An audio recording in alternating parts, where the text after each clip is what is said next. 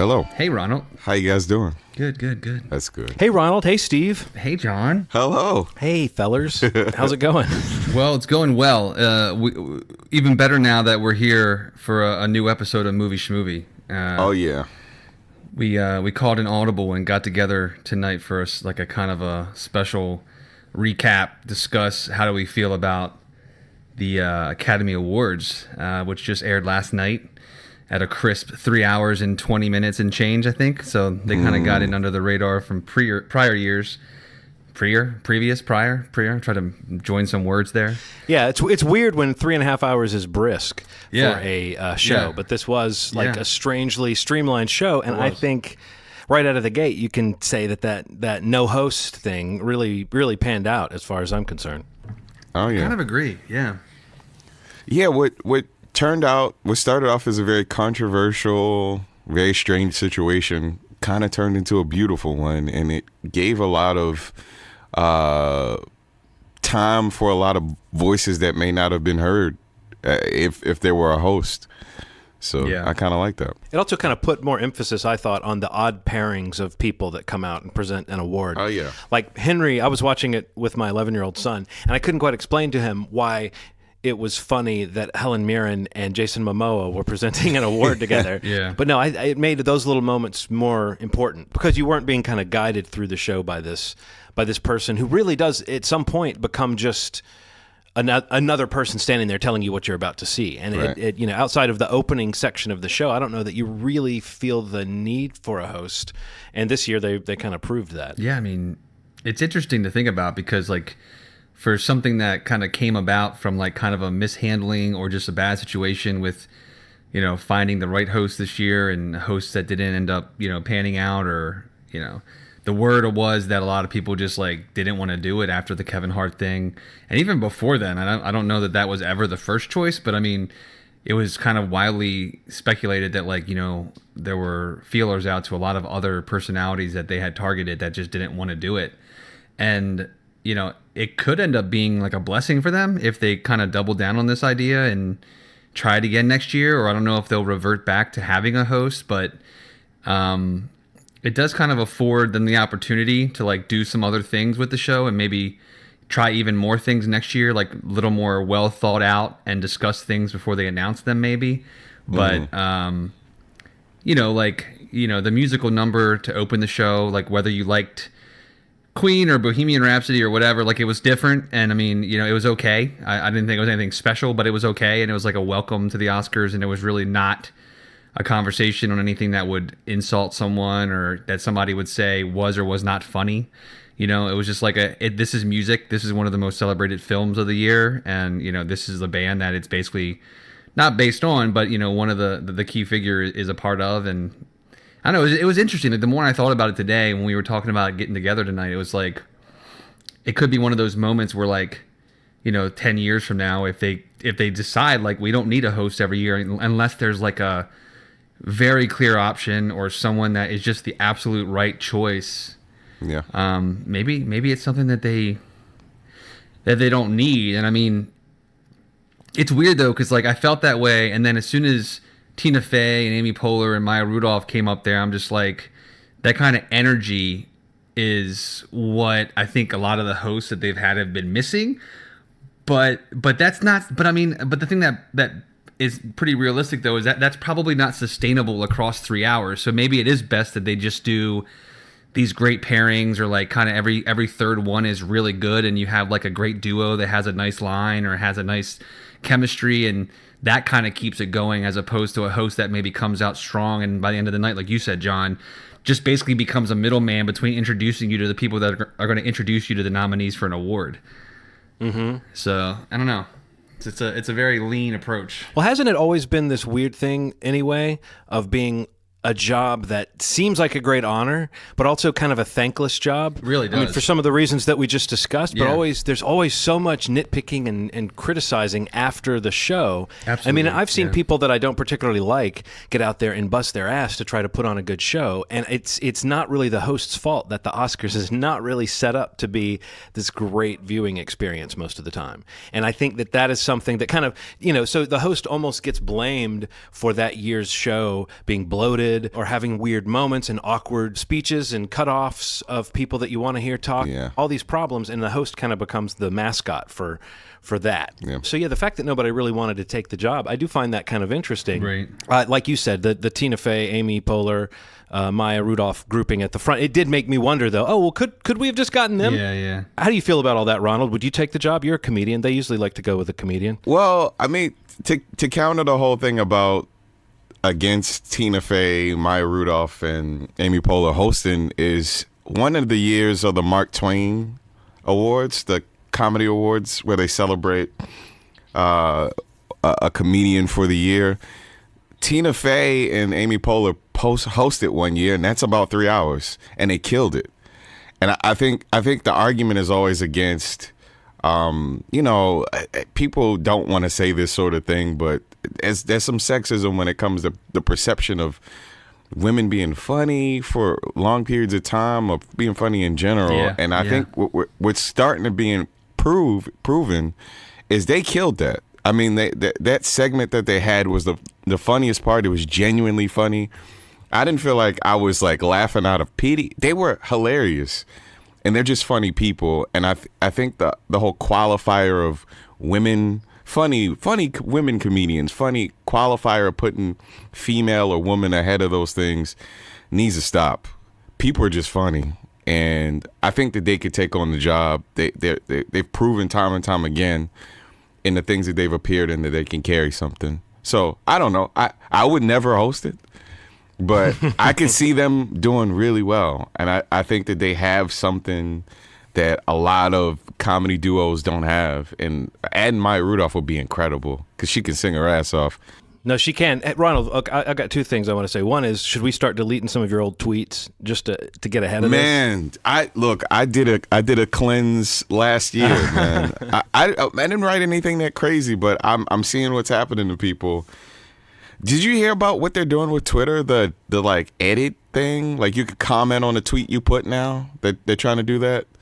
Oh, Twitter has kind of proposed that you can't change the tweet, but you can comment on the tweet. You can kind of annotate it. Yeah, you can annotate it. That's like a thing that they're throwing around that's supposed to be in beta pretty soon, which is interesting. No, I went back and deleted some old tweets where I had retweeted someone who is now recognized as a piece of shit. That's what I did. That's smart, man. And I took away a few of my responses to people that like I was a fan of once, Yeah, but aside from that, I don't think I may have had one joke that to me felt like, boy, this doesn't play now. Oh, well, the other thing though I wanted to say about that though, with regard to Amy Poehler and Tina Fey and Maya Rudolph, was, as I said, that my 11-year-old son didn't quite get some of the jokes, but he totally gets who they are. He's seen 30 Rock. He's seen Parks and Rec. He's seen Maya Rudolph on Saturday Night Live and popping up here and there. He knows who they are. He was laughing his head off at them, and he said, what makes them so funny is you can tell that they're friends. And I was like, you know what? It's true.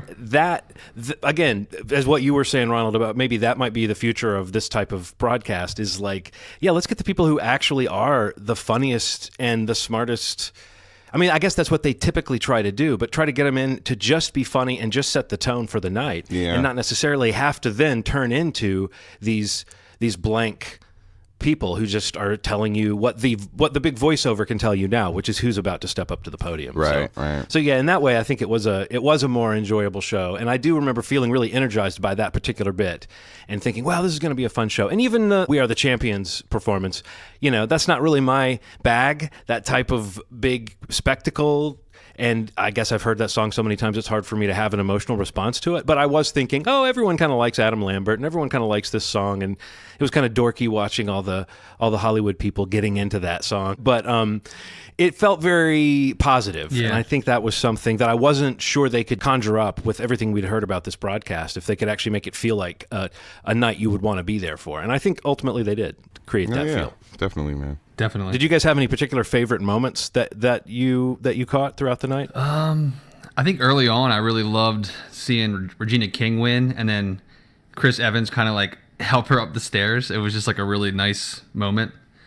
And I feel like there was like a bunch of stuff on Twitter, like Jamie Lee Curtis tweeting at him and them going back and forth, because I guess she recently played his mom in a film that they shot together, and it was just like a cute exchange on Twitter, like and you could like see Regina saying like "thank you, baby," like to him for helping her up the stairs. It was just like a really like these are people like these are like just there's some like genuinely kind people in this room, and like he's sitting in the front row, as is she, and it's like, oh, she's having trouble, let me help her. I don't know, it's just like a really, just to start the night off, like I felt like it was like a nice personal human thing to do, and it just like wasn't stupid or funny at all. It was just like a genuine thing. He really is Captain America. Yeah, truly. And did you notice that super courtly thing he did with like, he stuck one arm out for his her, arm, yeah.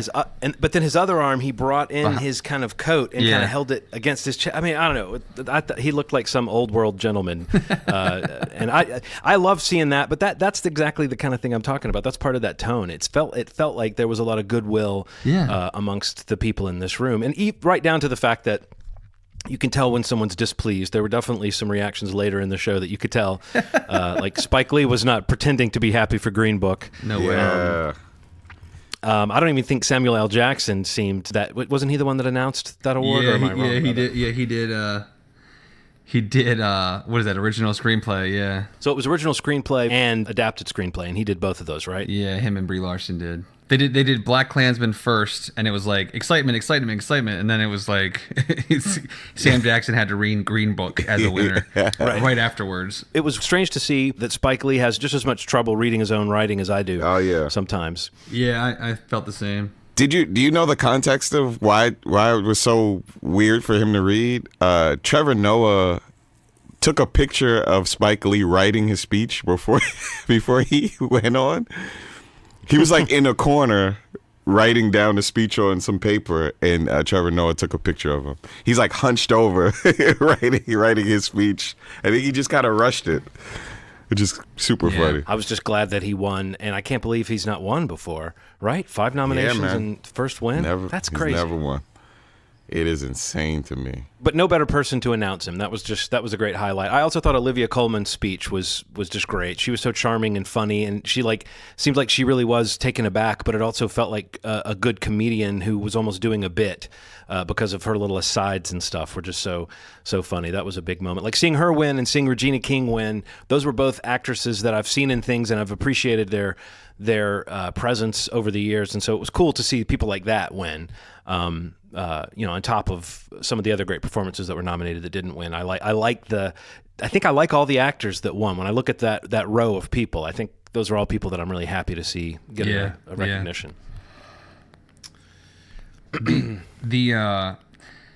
feel like so two other things that I felt like the bit that Brian Tyree Henry and Melissa McCarthy did was pretty funny. Yeah, that was pretty funny. And honestly, man, like I thought the Gaga and Bradley Cooper performance for the song "Shallow" was I thought it was amazing. I thought they did such a good job. I thought it was amazing too. It almost was too much sexual tension, especially if Bradley brought his girlfriend there. That was weird, man. Like I love that performance, but I couldn't help but think, I wonder how Bradley's girlfriend feels about.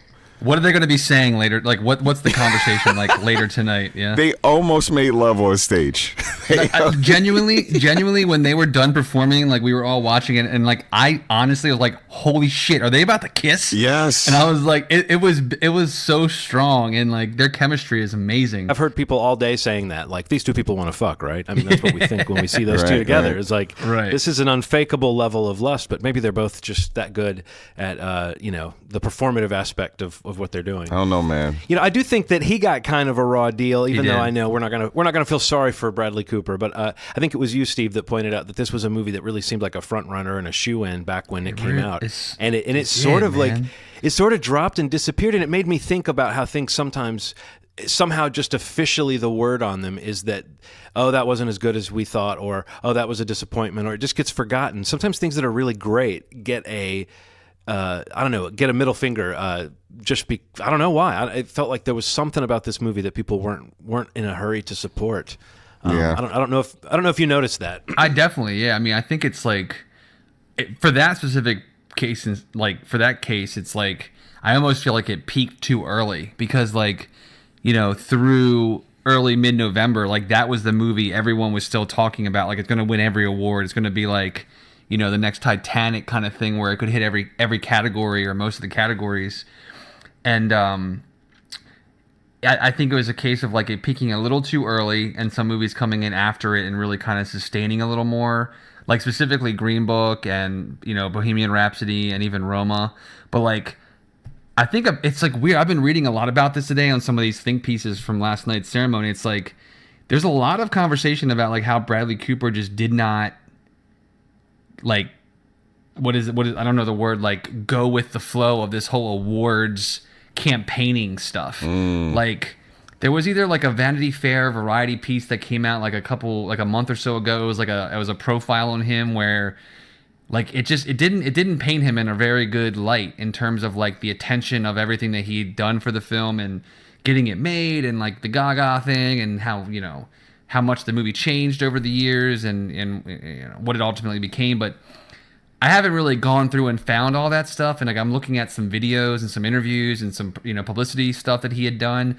And I mean, there is a little bit of a weird vibe that he's putting off in a lot of this stuff where I don't want to say like he comes off a little bit like he's like almost like bothered by the attention. But like, I feel like if this is that film, like this is your first directorial effort and it has a chance to be like that juggernaut and like really kind of put a stamp on music, you know, cinema in the history, whatever you want to call it. Like, I don't know. The more I think about it, it's a weird situation because like it did seem like the film sustained itself for like a good month and a half as like this leader in terms of awards, you know, conversation. And then the next phase that usually kicks in is the, you know, shaking hand and kissing babies, like part of the campaigning that I feel like he and even Lady Gaga past like, you know, the holidays were pretty absent from.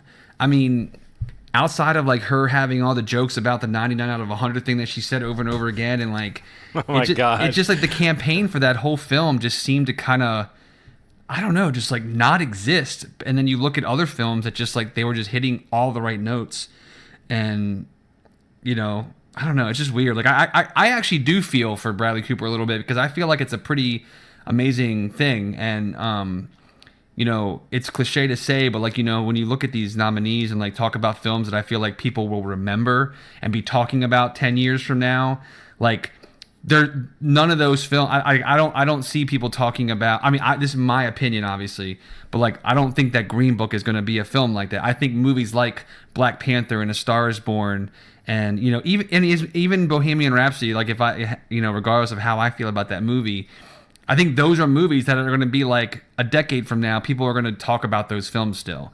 And yeah, it's just weird. It's just a really weird thing for me because I love that film, Star is Born. And I don't know. I just thought it was like a really impressive thing. Like I think he's a great actor. I actually enjoyed his performance like way more than Lady Gaga's. I thought she was really good as well, but I thought Bradley Cooper was doing something really interesting with that character. And to go completely unnoticed, like from like a front runner to winning one award that he doesn't even get to go on the stage for or have any acknowledgement for beyond maybe a thank you, it's really weird to me. And like I feel like that's one of the biggest things of the night that just did not feel right to me.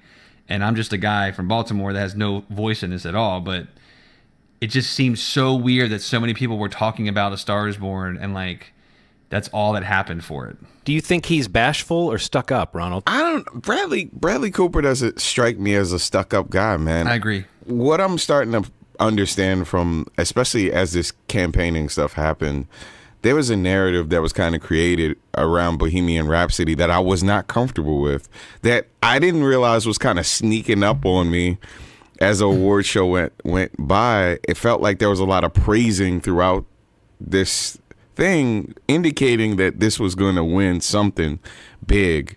That seemed a little like no other movie was getting the attention that this movie was getting. Even though, I understand that in terms of just content, right? Bohemian Rhapsody is a far more accessible movie. Sure. Because it's a biopic. It's about a group, you know the hits. You could show this movie on TV. It'll repeat itself forever. But I think we have to kind of acknowledge that some sort of bias was happening during the course of this run as the months went by. I mean, and we can argue the quality of Bohemian Rhapsody all day, and this thing getting best edit. And there was this thread that we kind of were looking at on Twitter where this one scene had like 30 edits in it for a scene that should have just been like a still camera watching these 5 or 6 people talk. Yeah, I think 30 is being kind. It's more like 200 or something in that one scene. It's crazy to win for editing when that scene is so demonstrably poorly edited. But don't you think it's poorly edited because they didn't get the footage they needed or something? I feel it like had to be. It had to be. Something was happening, and it seemed like, I mean, I'm really a big fan of how they kind of segment off the best pictures throughout the show, and I love how that feels because you're like, okay, they're just going to talk about this one movie. I don't know much about this movie. I'm looking at clips of it. They devoted so much time to Bohemian Rhapsody throughout it that it started to feel like every other movie that has a broader, bigger story still wasn't getting the attention. Like Roma, I mean, for whatever it's worth, a foreign language film that's up for Best Picture. I knew it wasn't going to win. I mean, because don't get me started on foreign language films in the Academy and like a winning Best Picture. Never I have happened. theories about that. But I was going to say the fact that this movie is nominated and it's so beautiful. The music seems really nice. I haven't seen the whole movie, man, and I still can acknowledge that this is a big achievement. To not have that movie acknowledged beyond a couple of things, I'm not talking about the awards. I mean, just coverage Like the conversation throughout around it. Yeah. the whole program. Yeah, the conversation around it. Something was weird, man. I don't, and that feels like a conversation that we started on that I kind of wanted to talk to you guys about. The split in the middle in terms of these two audiences that seem to exist in the Academy, that I'm wondering how you guys feel about. Oh my God, that's just like, that's the big takeaway. I think we were talking this morning, like that's the big takeaway of the whole evening is that, like, actually real quick before we get into that, I wanted to say real quick about the Queen feeling or the Bohemian Rhapsody feeling throughout the whole night. I think that a lot of what influences that, and like I felt this, is that it didn't help the other films that during probably every third commercial break, there was probably a Queen song featured somewhere in a commercial. Yes. I don't know if you guys noticed that, but there was a lot of like song placement in the ads last night that had Queen music, and not just like Bohemian Rhapsody, but like Somebody to Love, and I think We Are the Champions was in another commercial. Like, it was really weird that like when the telecast cut to a commercial and there was another Queen song. So like subliminally, I was like, Queen was on my mind all night. And that immediately makes you think of like Bohemian Rhapsody. Like, I don't want to be thinking about this. Well, I mean, even opening the show with that performance, I think, made Right. it seem like this is the Queen episode of the Oscars. It's weird. It is a weird thing. And it is a weird thing that movie represents a certain kind of movie that barrels through that award season and people keep talking about it, and it's inevitable. But when you're talking about the sort of split, I mean, I think Bohemian Rhapsody at least has this kind of populist fun aspect to it as far as people just loving those songs. Oh, yeah. That makes it almost an unlikely Oscar contender in some strange way, even though I know biopics have done kind of well. But as far as the split, as far as like Green Book being the movie that wins Best Picture, when you've got, and it's a movie about race relations made by white people mostly, and then you've got these great films up against it that are obvious choices as far as how important they were and their impact and an opportunity, even a movie like Black Panther, which I didn't really expect to win. But early on, I did start to entertain the idea that it could sweep and be like the Lord of the Rings, Return of the King. This is the year that we want to reward a big crowd-pleasing tentpole movie. Right. I could have seen Black Panther doing that, but as the night went on, I was like, oh, maybe not. Right. If Beale Street Could Talk, which wasn't even nominated for Best Picture. No. Right. It just felt very off that Green Book was the one that won, and that it did seem to represent. I don't know if you saw this quote, and I really don't want to misquote something just to be argumentative, but there was some quote from an Academy member who basically said that he felt hectored by all the negative attention that Green Book was getting. And Yes, and I saw that. and that he voted for it Oh. because he didn't like being pushed around. It was sort of a veiled version of Like, don't tell me what I shouldn't vote for. don't tell me what I shouldn't vote for, but also it felt like an old guy saying, I don't want PC culture to tell me how to feel. It's kind of what it felt like. But I mean, again, I'm reading that between the lines because I can't imagine any other reason that a person would be so reactionary that they would make that call in this case. But, if you just love the movie, like if he had said it was my favorite movie, I would be like, well, whatever your reasoning is, it's your favorite movie. But it didn't sound like he was saying that. He sounded like he said, I'm reacting to Right. being pressured to consider why this movie might not be worth celebrating, and that makes me uncomfortable, and so I'm going to vote for it. And it did make me think, just to come back around to that idea of a split, is how many people in the Academy are that way. Yeah. John, Right. they're just trying to make America great again. I know. That's all. That's Yeah. all. Just let them do it. I mean, they're just trying to. That's all they're doing. Well, that's what I mean by the split. I mean, I think just the idea that you can have something like Bohemian Rhapsody be representative of the best film of the year when you have movies that are kind of challenging the status quo. A lot of them. And to look these movies in the face and be like, you know what's better than these movies? A biopic that's, I mean, like it's a paint by numbers biopic, man. Like let's be honest. Like there could have been a better version of this film, but it's a middle of the road. It serves its purpose. It's very accessible. See, and this is like where I have trouble kind of like navigating like what should quote unquote be nominated for Best Picture, because the idea of having like a best popular film category is ludicrous to me. I think it's a horrible idea because, I mean, as representative of cinema, of where movies are, of what audiences like, of what the Academy likes, the Academy is made up of basically every arm of the filmmaking process. Like, I don't think that a film like Right. Bohemian Rhapsody can't be nominated for Best Picture, just like I feel like Black Panther is a film that right. should be nominated for Best Picture. Like, I think it's like they look at the landscape, everybody from the different, crafts, like they all vote on Best Picture or they all nominate for Best Picture. It's not like, I feel like having a seat at the table and saying what you think is the best picture, that's a good thing. And it should be representative of all kinds of things, especially films that people are paying money to see and people that want to see those films acknowledged or at least talked about. Because that's exciting, when you identify with something and you say that you love something, regardless of like, if it's problematic and if there's a conversation around something, that's separate from what I'm just talking about. I'm just saying if this film, is in the conversation at all where it's getting a lot of nominations for a lot of things, like people are feeling that way. Like these aren't just arbitrary nominations. Like people that nominated Bohemian Rhapsody for Best Editing are people that belong to the editor's branch of the Academy. So that's something that I think gets forgotten a little bit. Like it's just like they're just like cherry picking names to throw into a category to only get ratings or to only talk about movies that they think people want to talk about, because that's obviously historically not true. And but like back to the Best Picture conversation, it's like I personally don't have a thing against Bohemian Rhapsody being nominated because like you guys were saying, like it's super accessible. It's pretty straight down the middle, like.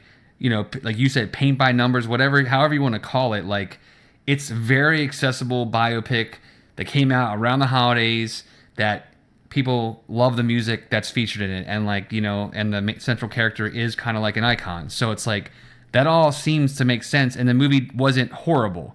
So, I mean, that works in its favor to like stay in the conversation. And the performance is like, is the standout piece of the movie, whether you like the movie or not, or even love his performance. Like that's what a lot of people will come away from the movie talking about that and the music. So I don't know. It's just like a weird thing, like, kind of what you were saying about it being like really obvious that there's like, like a conflict of identity in terms of like what the Academy looks like and how the voices are being heard. But, I think the context remains that like whatever that body is, they're the ones that are nominating these things and voting on these things. And the Best Picture is like the most problematic only because it's like the preferential balloting. So like, you could vote for your favorite film and your number one film could have been like, Vice, for example, which is probably like the one that the least amount of people ranked as number one. And, the way that works is that I could feel so passionately about Vice that I'm like, it's my number one. And if it's the lowest counted number one balloted film, it basically just falls out of the conversation. And whatever movie I had as number 2 then gets a number, then that gets looked at as my number 1 choice. And that's just like a weird conversation, because that's, I think, what a lot of the Green Book effect, I think that effect is what really kind of like propelled Green Book, because I feel like some people really felt strongly about films like Black Panther and maybe even Black Klansman or A Star is Born or even Roma. But I think it's some of these films, some of these other nominees that were like, the ones that really had no shot at winning, but people really felt strongly about and voted as it, as a number 1 choice. But then they also kind of liked Green Book, and they also kind of liked Bohemian Rhapsody. So like these films ended up getting a lot more of a, what do you call it? Like the strength in the numbers, like in terms of the math of it all. I don't know. I'm like rambling at this point, I feel like. But the best picture thing, like the preferential balloting, my point really is that like when a movie like Bohemian Rhapsody comes into conversation and it's like this super popular film, the likelihood of it winning when it's got like a 60% on Rotten Tomatoes is kind of low. So the people that are voting for it as their number 1 film of the year, all that's really doing is helping the other film that is like maybe not that great of a film, like Green Book. You know what I mean? Yeah. So it's weird. Like the way that all plays together is just, there's a lot of math involved, and in some ways it seems like actually a really good system. But for the films that basically just get that nomination as a kudos or as a, hey, we're going to nominate this film because like a lot of people did like it, but there's no chance in hell it's going to win. Mm-hmm. Those kinds of efforts really end up helping the films that aren't really films that should be winning Best Picture, but that people generally still liked a lot. We're getting at something about some of these movies, too, which is that there's this perception of them in terms of the critical reception or the public narrative, what you might call movies that are based on a sort of true story, like Green Book, Bohemian Rhapsody, Black Klansman. These are all movies that have that based on a true story thing going for them. Sure. But the more you hear about how they're really written in a way that is, as often is the case, you have to combine real life people into composite characters. You have to create some characters. You have to squash time. You have to stretch time. You have to do certain things to make it more dynamic. Yeah. I don't know exactly how I feel about this. I know that they have to make an interesting movie, and that's what I'm all for. But I also wonder, what is the value of based on a true story if it's not a true story? And if you do hear about certain things like with Green Book, the family of Mahershala Ali's character being disappointed in the way the film treats the story because it's based on the son of the guy's white driver, not the man himself. And that I can understand how that does devalue the movie for some people, despite the movie seeming to be a movie that a lot of people really like. So what do you guys think of that? Like, does that devalue the movie for you, or are you at peace with that notion of the truth is never going to be a movie, and so just make the best movie? Well, I'll say when it comes to biopics, I know this sounds crazy what I'm about to say, but I don't ever want to hear anything from the family, because you have a bias built into your perception of a person, right? Have you ever spoken to someone who knows a person and you may be a little closer to them, and you're like, man, I don't know if you know all the things about this person. It doesn't mean that you don't know them. It's just you know them differently, right? Who this man is to this driver, who he may have opened up in a different way.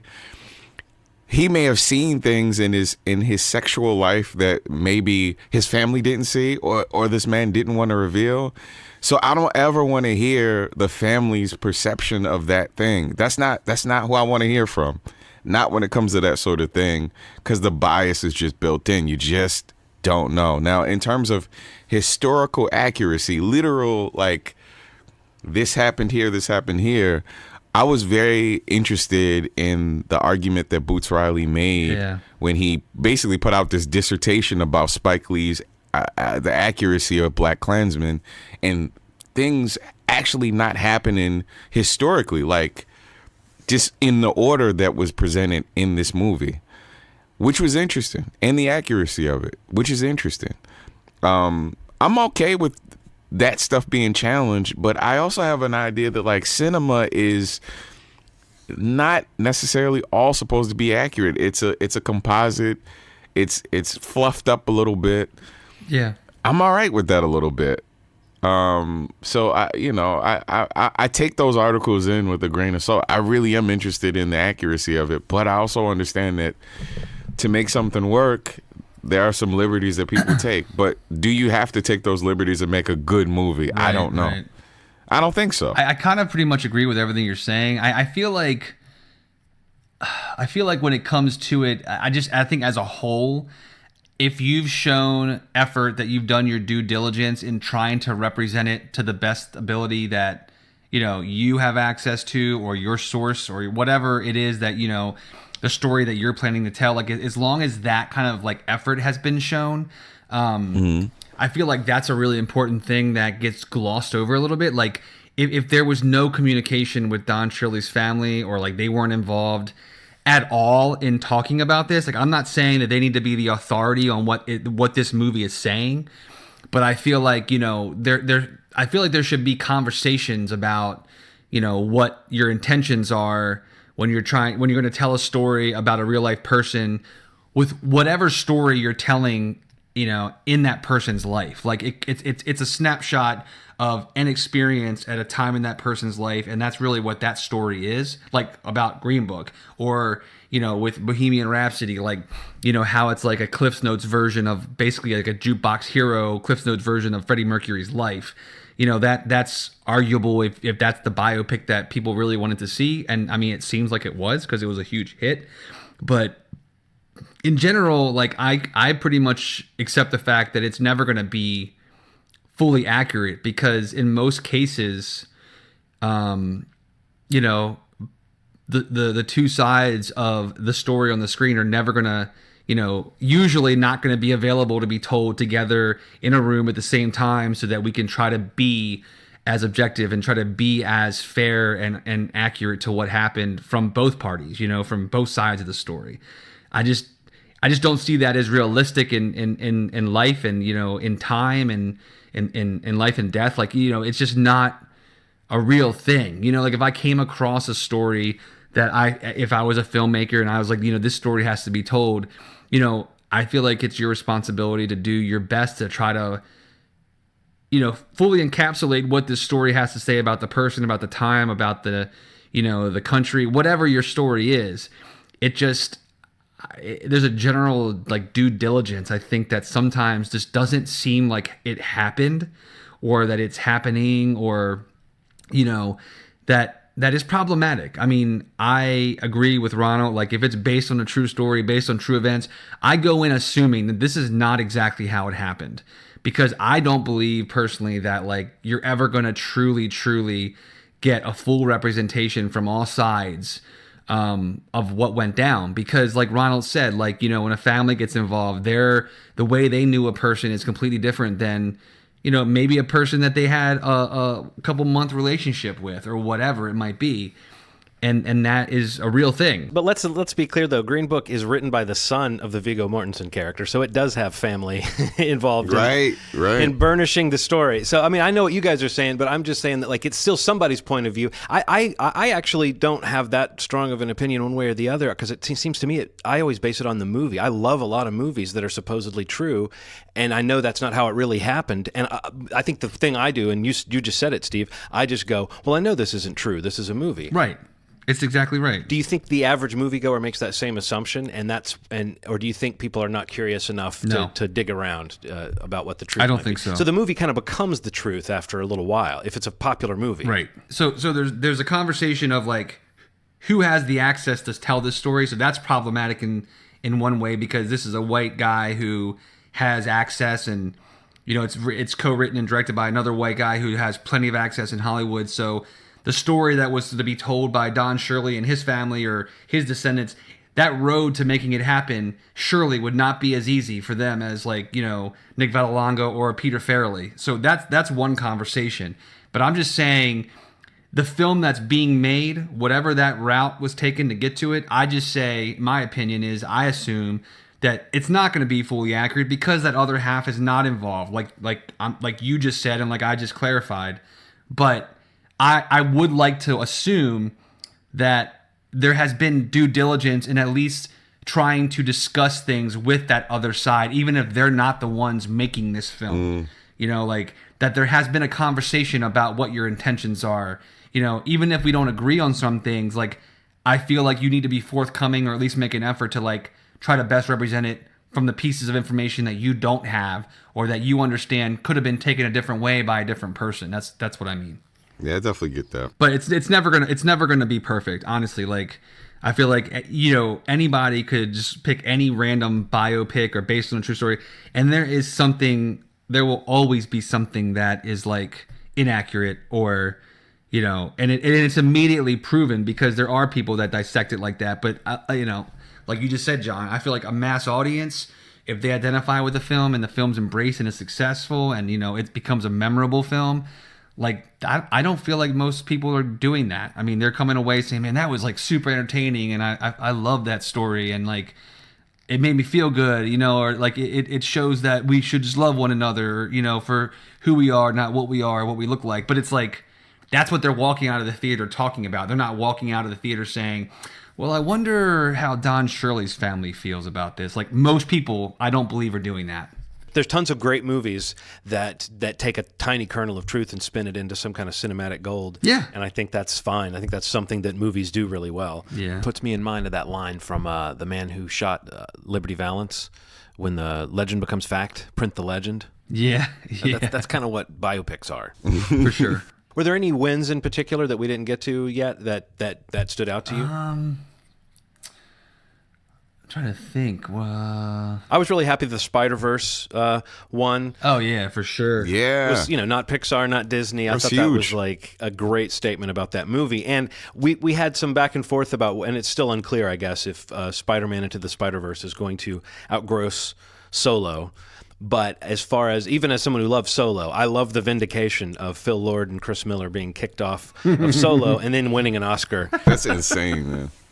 Ruth E. Carter winning for the costume design of Black Panther was just one of those wins that felt right. I just was in that category. I was like, they might give this to The Favorite because that's the kind of movie that usually wins for costumes. But Black Panther, don't you think the look and feel and style of that movie, what people responded to, had a lot to do with the costume design? Yeah, man. So that was a great win. And her speech was great, I thought. It was. It's weird. I don't really like. I mean, it's kind of odd. Like I feel like Spider-Verse was really exciting. But for the most part, like I just kind of felt like there wasn't really a film that I was like really like banging the drum for, you know, like throughout the categories or like something that had a lot of nomination. I mean, Star is Born, but I kind of like knew that it wasn't going to win much or had a feeling that it wasn't. I don't know. Yeah, I feel like Spider-Verse was probably like one of the more exciting ones just because like it's just insane that it. I mean, it's great that it won and. What there was I feel like there was one more that I thought was really a good win. I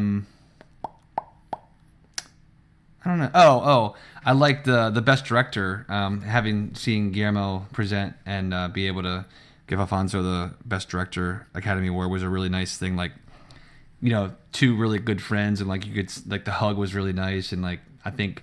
I did get to see Roma, and like while you know I was telling you guys it's not like right up my alley in terms of the films that I like and love and fall in love with. Like there's no denying the achievement that it is, and I mean he is a master of cinema. I mean like living, he's one of the it's not even a conversation. Like there's probably 3 or 4 people that would probably be in the conversation, but like he's amazing, and just I don't know. I thought that was a really important win, and like especially with Roma not taking home Best Picture, like I feel like I look back on that more, and it's pretty crazy to see him win that, and earlier in the night winning cinematography and like being the first to shoot the film himself and win both of those awards in Academy history. Like that's amazing. Like it's such an achievement. No, yeah, you're right. That is a cool bit of trivia that he's the first to do that. He's a guy that you just have to watch his movies. They're always so beautifully put together. And I've been joking with you guys about having a hard time getting through Roma.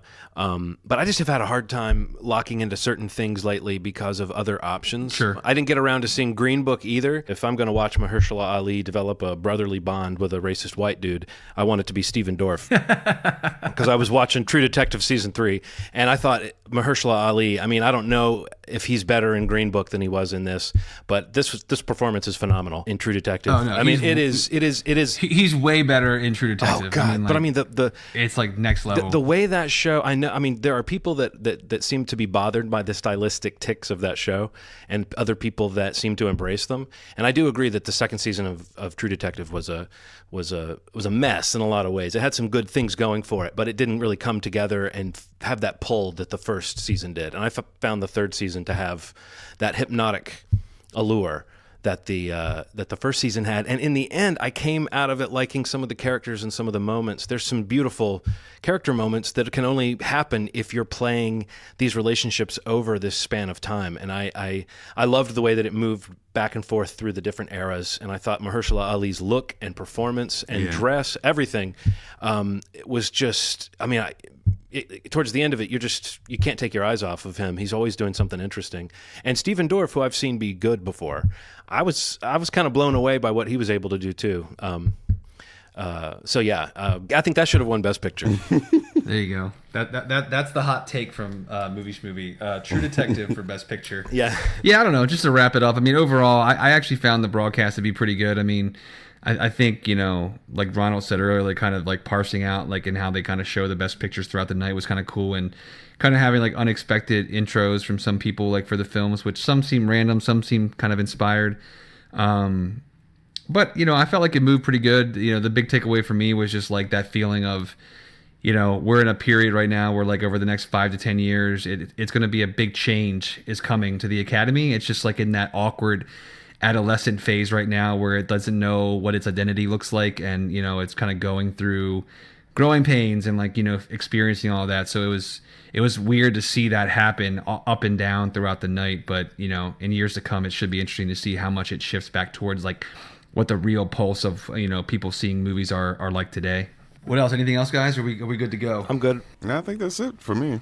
All right, well, you can find us at movieschmovie.com, Movie Schmovie on Apple Podcasts or whatever your preferred podcasting platform is. Movieschmovie@gmail.com if you have any feedback for us, or on Facebook as well, or any ideas for upcoming episodes. We should have some good stuff coming up here. We'll get back into our regular schedule in terms of the output that we have. And there's some movies coming up, pretty soon that I think we're all really excited to kind of check out and talk about. So that's something to look forward to as well. Absolutely. But yeah, good talking to you guys. Yeah. And as always, you've made our day. Thanks. Bye.